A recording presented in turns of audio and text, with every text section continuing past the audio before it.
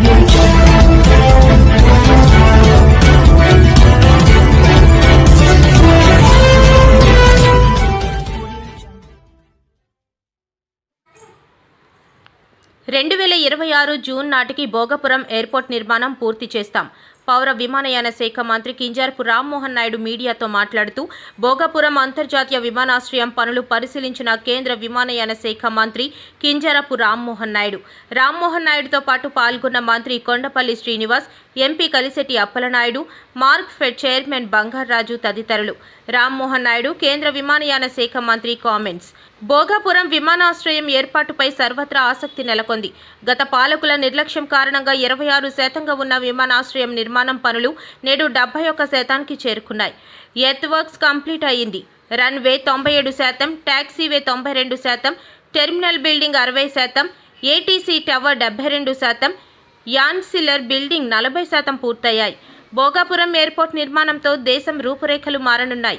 దేశంలో అతి అధునాతన ఎయిర్పోర్ట్లో భోగాపురం ఒకటి. భవిష్యత్తులో అన్ని రకాల సదుపాయాలతో ఈ విమానాశ్రయం నిర్మిస్తున్నాం. దేశంలో అతిపెద్ద రన్వే 3.8 కిలోమీటర్ల భవిష్యత్ అవసరాలను దృష్టిలో పెట్టుకుని నిర్మాణం చేపడుతున్నాం. స్థానికంగానే స్కిల్ డెవలప్మెంట్ సెంటర్ ఏర్పాటు చేస్తాం. అదేవిధంగా ఉత్తరాంధ్ర సంస్కృతి సాంప్రదాయం కళలు తెలియచేసేలా విమానాశ్రయం లోపల ఇంటీరియర్ డిజైన్ చేపడుతున్నాం. విశాఖ ట్రాఫిక్ను ప్రధాన అంశంగా పరిగణలోకి తీసుకున్నాం. ఈ విషయంపైన సీఎం చంద్రబాబు నాయుడు సూచనలతో సంబంధిత కేంద్ర మంత్రితో చర్చిస్తున్నాం. బీచ్ కారిడార్పై కొత్త డిపిఆర్ని తయారు చేస్తున్నాం. స్థానిక సమస్యల పరిష్కారానికి చర్యలు చేపడతాం. అప్రోచ్ రహదారి సమస్యను సీఎం చంద్రబాబుతో చర్చించి పరిష్కరిస్తాం. అతి ముఖ్యమైనటువంటి ప్రాజెక్ట్గా తీసుకున్న భోగాపురం ఎయిర్పోర్ట్ వీలైనంత త్వరగా కంప్లీట్ చేయాలన్న ఆలోచనతో రాష్ట్ర ముఖ్యమంత్రి వర్యులు చంద్రబాబు నాయుడు గారు ఇక్కడ ప్రత్యేకంగా రివ్యూ మీటింగ్ పెట్టి మా అందరికీ కూడా దశ నిర్దేశం చేయడం జరిగింది. ఆ స్ఫూర్తితో ఎప్పటికప్పుడు ఇక్కడికి రెగ్యులర్ ఇంటర్వెల్స్లో రివ్యూ చేసుకొని ఎయిర్పోర్ట్ తాలూకా కార్యక్రమాలు అతి త్వరగా పూర్తి చేయాలన్న ఆలోచనతో ఇక్కడ ఉన్నటువంటి కాంట్రాక్టర్సు అలాగే గవర్నమెంట్ సిబ్బంది అందరికీ కూడా ఒక కొలాబరేటివ్ ఎఫర్ట్గా ముందుకు నడిపించే కార్యక్రమం చేస్తున్నాం. అయితే ఎవ్రీ మంత్ కూడా రివ్యూ చేయాలన్న ఆలోచనతో ప్రభుత్వం వచ్చిన తర్వాత ఒక 5 నెలలు కూడా కంటిన్యూస్గా చేశాం. తర్వాత పార్లమెంట్ బడ్జెట్ సెషన్స్ రావడం, అలాగే మనకి మధ్యలో కోడ్ కూడా ఎమ్మెల్సీ ఎన్నికలు జరగడం వల్ల కోడ్ రావడం వల్ల ఒఫీషియల్గా ఇక్కడ రివ్యూ చేసుకోలేకపోయాం. మళ్ళీ ఇప్పుడు పార్లమెంట్ బడ్జెట్ సమావేశాలు కూడా పూర్తయిన వెంటనే ఏప్రిల్ నెలలో ఈరోజు రివ్యూ చేసుకున్నాం. గతంలో చూసుకుంటే 10th నవంబర్ 2024లో లాస్ట్ విజిట్ చేసినప్పుడు అప్పుడు ఓవరాల్గా ఎయిర్పోర్ట్ తాలూకా ప్రోగ్రెస్ 49% జరిగింది. సుమారు హాఫ్ వేలో మనం రీచ్ అయిన తర్వాత ఈ 5 నెలల కాలంలో 71%కి ఈరోజు భోగాపురం ఎయిర్పోర్ట్ తాలూకా పనులు పూర్తి చేసుకునే దశలో ఉన్నాం. ఎర్త్ వర్క్స్ ఏవైతే ఎర్త్ వర్క్స్ ఎయిర్పోర్ట్ తాలూకా కాంపౌండ్ సైట్లో మనం అందరూ కూడా చేయాల్సి ఉన్నాయో అది ఆల్మోస్ట్ 99.3% గతంలో జరిగితే ఇప్పుడు పూర్తిగా 100% ఎర్త్ వర్క్స్ అన్నీ కూడా మనం సైట్లో కంప్లీట్ చేసుకోవడం జరిగింది. ఎయిర్పోర్ట్కి ముఖ్యమైనటువంటిది రన్వే తాలూకా పనులు 65% గతంలో జరిగితే ఇప్పుడు 97% రన్వే తాలూకా పనులు కూడా మనం పూర్తి చేసుకున్నాం. ట్యాక్సీవే రన్వేకి అదనంగా ఉన్నటువంటి ట్యాక్సీవే కూడా గతంలో 41% జరిగితే ఇప్పుడు 92% వరకు ట్యాక్సీవే తాలూకా పనులు కూడా పూర్తి చేశాం.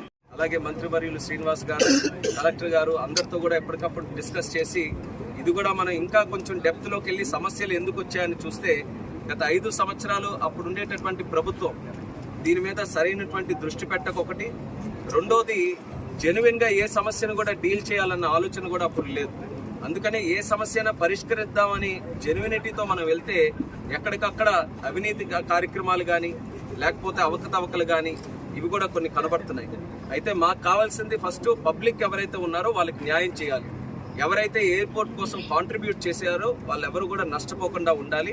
ఆ ఉద్దేశంతో మేము కూడా డిస్కస్ చేస్తున్నాం. ఖచ్చితంగా అది చంద్రబాబు నాయుడు గారి దృష్టిలో కూడా పెట్టి ఈ ఇష్యూస్ని ఎలా సెటిల్ చేయాలో ఒక డైరెక్షన్ తీసుకొని ముందు కూడా నడుస్తామని స్థానిక ప్రజానికం ఎవరైతే వాళ్ళు కూడా దీంతో ఇన్వాల్వ్ అయి ఉన్నారో వాళ్ళందరికీ కూడా సభాముఖంగా తెలియజేసుకుంటున్నాం. అలాగే మన ప్రాంతం ప్రతి ఒక్కరు కూడా ఉద్యోగాల కోసం ఎంతో ఆరాటపడుతున్నారు. మనం ఈ జిఎంఆర్ సంస్థతో కూడా మాట్లాడాం. ఎక్కడికెక్కడ స్కిల్ డెవలప్మెంట్ సెంటర్స్ కూడా మన ప్రాంతంలో పెట్టి బాలుడు మృతిపై సిబిఐ విచారణ చేయాలి. MLA Vishnukumar Raju. Port stadium Viswanath sports club water వరల్డ్లో బాలుడు మృతి జరిగిన దుర్ఘటనపై సిబిఐ విచారణ చేయాలని ఉత్తర నియోజకవర్గ ఎమ్మెల్యే విష్ణుకుమార్ రాజు డిమాండ్ చేశారు. విశ్వనాథ్ స్పోర్ట్స్ క్లబ్ వాటర్ వరల్డ్లో మృతి చెందిన బాలుడు బంధువులను ఎమ్మెల్యే విష్ణుకుమార్ రాజు కేజీహెచ్ మార్చరీ వద్ద పరామర్శించారు. అనంతరం ఆయన మీడియాతో మాట్లాడుతూ గతంలో కూడా ఈ యాజమాన్యం భద్రతా ప్రమాణాలు పాటించడం లేదని ఆరోపణలు వచ్చాయని గుర్తు చేశారు. పై ప్రమాద విషయాన్ని పోర్ట్ చైర్మన్ దృష్టికి, కేంద్ర మంత్రుల దృష్టికి తీసుకువెళ్తామని తెలిపారు. గతంలో పోర్ట్ స్టేడియంలో కార్టింగ్కి వెళ్లి తమ మనమరాలు రోడ్డుపై పడిపోయి 45 రోజులు మంచంపై ఉందని, ఆ సమయంలో మా వారిదే పొరపాటు అయి ఉండవచ్చని, తాను ఆ ఘటనపై స్పందించలేదన్నారు. యాజమాన్యం సేఫ్టీ ప్రికాషన్స్ అద్భుతంగా చేస్తున్నామని చెప్పారని, చిన్నపిల్లలు ఆనందంగా ఆడుకోవడానికి వస్తున్నారని సరైన జాగ్రత్తలు తీసుకోమని చెప్పానని తెలిపారు. సోమవారం జరిగిన ఘటనలో చిన్నారి చావుకు కారణం విశ్వనాథ్ స్పోర్ట్స్ క్లబ్ యాజమాన్యం మాత్రమే అని స్పష్టం చేశారు. ప్రమాదం జరిగిన వెంటనే మోటార్ సైకిల్పై ట్రీట్మెంట్ నిమిత్తం తీసుకువెళ్లగా అప్పటికే చిన్న మృతి చెందడం జరిగిందన్నారు. అందరికీ నమస్కారం. నిన్న జరిగిన దుర్ఘటన నాకు ఈరోజు ఉదయం తెలిసింది. నిన్న ఏదైతే ఇదివరకు పోర్ట్ స్టేడియం ఉందో ఆ స్టేడియం విశ్వనాథ్ కన్వెన్షన్స్ అని చెప్పి అలాట్ చేయటం అయింది. అది కూడా ఎంక్వైరీ చేయవలసిన అవసరం ఉంది. అసలు దానిపైన కూడా ఒక సిబిఐ ఎంక్వైరీ చేయాలి. ఎందుకంటే చాలా ఆరోపణలు ఉన్నాయి. ఏదైతే అలాట్మెంట్ చేసినప్పుడు టెండర్ ప్రీబిడ్లో ఉన్న టెండర్ కండిషన్స్ అలాట్మెంట్ అయిన తర్వాత మార్చేశారు అని చెప్పి కొన్ని వార్తలు వస్తున్నాయి. అది వాస్తవమా కాదా అనేది మనకు తెలియకుండా ఆరోపణలు చేయటం కరెక్ట్ కాదు. నేను చైర్మన్ గారితో తర్వాత అది సెపరేట్గా మాట్లాడి ఆ విషయాన్ని మేము ఏ విధంగా చేయాలో అవసరమైతే సెంట్రల్ మినిస్టర్కి లేకపోతే ఇంకా మినిస్ట్రీకి కూడా నేను ఆ విషయాన్ని తీసుకుని వెళ్ళి దాన్ని ఏ విధంగా చేయాలో ఆ విధంగా మేము చేస్తాం. కానీ నిన్న జరిగిన దుర్ఘటనకి ముందే మే 4వ తారీఖున గో కార్టింగ్లో నా మనవరాలు మా మనవరాలు పేరు సాన్వి స్మయ ఇద్దరు కూడా గో కార్టింగ్కి వెళ్ళారు. మా అమ్మాయి పేరు స్మయ. ఆ గో కార్టింగ్కి వెళ్ళినప్పుడు అక్కడ హెల్మెట్ ఇచ్చారు. తర్వాత ఆ చిన్న కారులో కూర్చోబెట్టారు. సరే డ్రైవ్ చేసుకుని ఏదో చిన్నపిల్లల ఆట కాబట్టి చేస్తూ ఉంటే పక్కది వెహికల్ తగిలి అక్కడ సేఫ్టీ బెల్ట్ లేని వలన డైరెక్ట్గా తుళ్ళిపోయి రోడ్డు మీద పడిపోయి హెల్మెట్ కూడా ఊడిపోయి 2 థైస్ కూడా డీప్ కట్ అయిపోయి సుమారు 45 రోజులు బెడ్ మీద ఉంది. 45 రోజులు బెడ్ మీద ఉన్నప్పటికీ కూడా ఆ సమయంలో ఇదేదో స్పోర్ట్స్ కాంప్లెక్స్ ఇంకా డెవలప్ చేస్తున్నారు, ఇది పొరపాటు మా వాళ్ళ పొరపాటేమో అనే భావనతోటి నేను పెద్దగా రియాక్ట్ కాలేదు. అయినప్పటికీ కూడా ఆ మేనేజ్మెంట్ కాశీ విశ్వనాథ్కి నేను చెప్పడం జరిగింది. అయ్యా మీరు చాలా తగిన జాగ్రత్తలు చేయాలి, దీనికి ఏమన్నా ఐఎస్ఓ సర్టిఫికేషన్ ఏమన్నా ఉందా, సేఫ్టీ సెక్యూరిటీ ఏ విధంగా చేస్తున్నారు అంటే మేము అద్భుతంగా చేస్తున్నాం సార్ అని చెప్పి ఆయన చెప్పడం జరిగింది. అట్లాగే తర్వాత తెలుసుకున్న విషయం ఏంటంటే చాలామంది పిల్లలకి బ్యాక్ బోన్స్ ప్రాబ్లం వచ్చి, మా అమ్మాయి కూడా బ్యాక్ బోన్ ప్రాబ్లం వచ్చింది. అయినప్పటికీ కూడా 45 డేస్ తర్వాత కోలుకుని మళ్ళీ నార్మల్ అయింది, అది వేరే విషయము. తర్వాత కొంతమంది లిప్స్ కట్ అయిపోయిన వాళ్ళ క్లాస్మేట్సే ఉన్నారు. అట్లాగే ఫెయింట్ అయిపోయిన వ్యక్తులు కూడా ఉన్నారు. అయినప్పటికీ కూడా సరే దాన్ని ఏదో రెక్టిఫై చేసామని చెప్పిన మలాన నార్త్ నియోజకవర్గంలో ఆ పర్టికులర్ దానికి నేను శాసనసభ సభ్యుడిగా ఉన్నప్పటికీ కూడా సరే జాగ్రత్త తీసుకోండి అని చెప్పడం జరిగింది.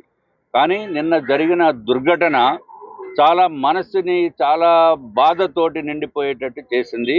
అంటే ఏదైతే వాసుపల్లి గర్గర్రావు, ఆయన పేరు గర్గరావు, తర్వాత ఆయన్ని గంగాధర్ అని పిలుస్తారు, వాడబలిజాబాయ్ కమ్యూనిటీ. ఆయన చేస్తున్నది బిజినెస్, ఫిషింగ్ హార్బర్లో చేస్తున్నారు. సింగపూర్లోని స్కూల్లో అగ్ని ప్రమాదం కారణంగా కుమారుడు మార్క్ శంకర్ పవనోవిచ్కు గాయాలు కావడంపై AP deputy CM Pawan Kalyan తొలిసారి స్పందించారు. మంగళవారం హైదరాబాద్లో ఆయన విలేకరులతో మాట్లాడుతూ అరకు పర్యటనలో ఉండగా తనకు ఫోన్ వచ్చిందని తెలిపారు. తన కుమారుడు మార్క్ శంకర్ స్కూల్లో అగ్ని ప్రమాదం జరిగిందని తెలిపారన్నారు. సమ్మర్ క్యాంప్కి వెళ్తే అక్కడ అంటే నా వైఫ్కి ఫోన్ వచ్చింది, ఇట్లా ఫైర్ యాక్సిడెంట్ అయింది, స్కూల్ మన సమ్మర్ క్యాంప్ స్కూల్ నుంచి ఫోన్ చేశాను. వెళ్ళి చూస్తే చాలా నేనేదో చిన్నపాటి అగ్ని ప్రమాదం అనుకున్నాను, కానీ ఈ స్థాయిలో ఉంటుందని నాకు తెలియలేదు. ఇది వెంటనే నేను కానీ ఎలా జరిగింది అంటే ఎలా ఉన్నారో కూడా నాకు ఇంటెన్సిటీ సీరియస్నెస్ నాకు తెలియలేదు. అంతా బాగుంటుంది అనుకున్నాను. చూస్తే ఇప్పుడు తనని ప్రస్తుతం హాస్పిటల్లో జాయిన్ చేశారు, బ్రాంకోస్కోపీ పెడతా ఉన్నారు. Very tragic news. పాపం తన పక్కనే కూర్చున్న క్లాస్మేట్ మొత్తం 3rd degree బర్న్స్, తినికి కూడా కొంత బర్న్స్ అని చెయ్యి మీదను కాలు మీద, లోపల చాలా వరకు స్మోక్ అంతా వెళ్ళిపోయింది గుండెల లంగ్స్లోకి. దానికోసం ఇప్పుడు బ్రాంకోస్కోపీ చేస్తూ ఉన్నారు. ఆల్రెడీ ఇంకో పసిబిడ్డ కూడా చనిపోయింది. చాలా బాధ అనిపించింది. దాదాపు 30 మంది పిల్లలు ఈ సమ్మర్ క్యాంపు సంబంధించిన దురదృష్టకరమైన సంఘటన. So quiet an unfortunate incident. So ఈ క్రమంలో నాకు ప్రత్యేకించి ఈ సందర్భంగా నాకు ప్రత్యేకించి ఫోన్ చేసి గౌరవ ప్రధానమంత్రి శ్రీ నరేంద్ర మోదీ గారు నాకు ఫోన్ చేసి పరిస్థితి గురించి వాకప్ చేసి ఆయన అక్కడ సింగపూర్ మనకి ఇండియన్ హై కమిషనర్ కూడా తెలియజేసినందుకు మనస్ఫూర్తిగా ప్రధానమంత్రి నరేంద్ర మోదీ గారికి నా హృదయపూర్వక ధన్యవాదాలు తెలుపుకుంటా ఉన్నాను. అలాగే మీటింగ్లో ఉండగానే నారా చంద్రబాబు నాయుడు గారు, గౌరవ ముఖ్యమంత్రి నారా చంద్రబాబు నాయుడు గారికి ఫోన్ చేసి కూడా వాకప్ చేశారు. వారికి కూడా నా కృతజ్ఞతలు తెలియజేస్తాను. అలాగే నారా లోకేష్ గారికి కూడా ప్రత్యేకించి ఫోన్ చేసి అడిగారు. అలాగే హోంమంత్రి అనిత్ గారు కూడా అడిగారు. అలాగే కేటీఆర్ గారికి కూడా నా ప్రత్యేకమైన ధన్యవాదాలు తెలియజేసుకుంటున్నాను. అలాగే ఆంధ్రప్రదేశ్ మాజీ ముఖ్యమంత్రి శ్రీ జగన్మోహన్ రెడ్డి గారికి కూడా నా ధన్యవాదాలు తెలియజేస్తాను. తమిళనాడు మాజీ ముఖ్యమంత్రి శ్రీ ఎడప్పాడి పళనిస్వామి గారికి, కేంద్ర మంత్రులు కిషన్ రెడ్డి గారికి, బండి సంజయ్ గారికి, ఆంధ్రప్రదేశ్ ఉపసభాపతి రఘురామకృష్ణరాజు గారికి, రాష్ట్ర మంత్రులు అచ్చెన్నాయుడు గారు, నాదెండ్ల మనోహర్ గారు, దుర్గేష్ గారు, బీజేపీ ఓబీసీ మోర్చా అధ్యక్షులు డాక్టర్ కె లక్ష్మణ్ గారు, BRS working president Shri KTR గారు, అలాగే మిగతా ఎంపీలు, ఎమ్మెల్సీలు హరీష్ రావు గారికి, అలాగే ఆంధ్రప్రదేశ్ గవర్నర్ జస్టిస్ అబ్దుల్ నజీర్ గారికి, తెలంగాణ రాష్ట్ర ముఖ్యమంత్రి గౌరవ ముఖ్యమంత్రి రేవంత్ రెడ్డి గారికి, పౌర విమానయాన శాఖ మంత్రి శ్రీ రామ్మోహన్ నాయుడు గారు, ప్రతి ఒక్కరికి పేరు పేరున ధన్యవాదాలు. అలాగే నా తోటి నటినట్లందరూ కూడా మనస్ఫూర్తిగా ఈ సందర్భంలో వాలంటీర్ల విషయంలో పంచాయతీరాజ్ శాఖకు ప్రాతినిధ్యం వహిస్తున్న డిప్యూటీ సీఎం పవన్ కళ్యాణ్ పచ్చి అబద్దాలు మాట్లాడుతున్నారని YSRCP employees and pensioners wing రాష్ట్ర అధ్యక్షుడు నలమారు చంద్రశేఖర్ రెడ్డి మండిపడ్డారు. తాడేపల్లి వైఎస్ఆర్సీపీ కేంద్ర కార్యాలయంలో మీడియాతో మాట్లాడుతూ ప్రభుత్వ జీవోల ఆధారంగానే వాలంటీర్ల వ్యవస్థ ఏర్పాటైందని అన్నారు. ప్రభుత్వం నుంచే వాలంటీర్లకు చెల్లింపులు కూడా జరిగాయని తెలిపారు. రాకముందు ఒక రకంగా మాట్లాడారు, వచ్చిన తర్వాత ఒక రకంగా మాట్లాడుతూ ఉన్నారు. మరి ఎన్నికల సమయంలో వాలంటీర్స్ని మేము ఎన్నికైతే వాలంటీర్స్ వ్యవస్థని కొనసాగిస్తాం,